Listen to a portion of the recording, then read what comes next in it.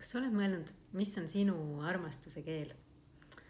Minul pole kass ilmaaegu. Minu armastuse keel on puudutused.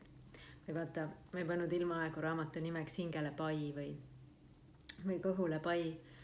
Et see on seotud sellega, mis on mulle tähtis ja mis väljendab seda armastust.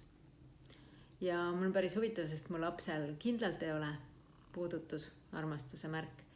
Ja ta ei lase ennast musitada juba kuskil võib-olla 4-aastasest saadik ja paitada ja igat pidi nunnutada peaga.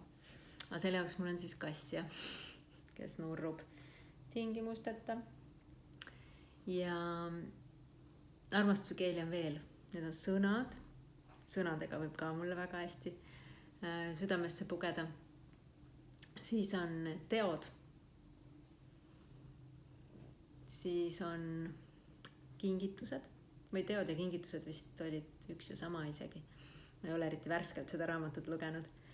Ja siis oli koos veedetud kvaliteetaeg. Tundub ka hästi mõnus asi mulle. Ja siis teise teenimine või nagu selline teenindamine või abistamine põhimõtteliselt. Puudutused, sõnad, teod ja kingitused, kvaliteetaeg ja teenimine. Mingid sellised keeled peavad sinu omad siis ka olema. Ja siis ma ütlesin ühele sõbrale, et kui ta tahab mulle midagi tuua, siis ta võib mulle lilled tuua. Poisid, ma korra räägin, eks, filmin.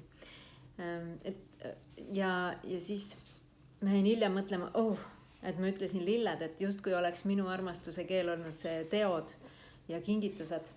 Aga tegelikult lilled on minu jaoks nii tavaline, et lihtsalt viitsid too mulle leiba poest kaasa lihtsalt, kui sa lähed. Ma ise kingin vahel sõbrannadele ja kingin endale.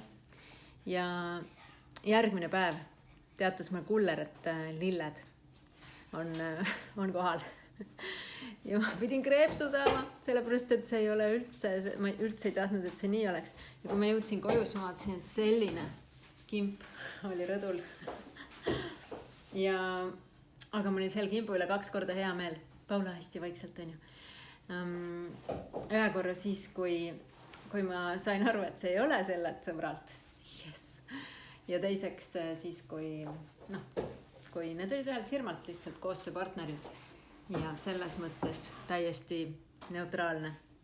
Aga lilled ei ole jah minu jaoks selline romantika sümbol. Ja aga mis sinu jaoks on? Mis on sinu armastuse keel ja ütle seda edasi oma kallitele inimestele.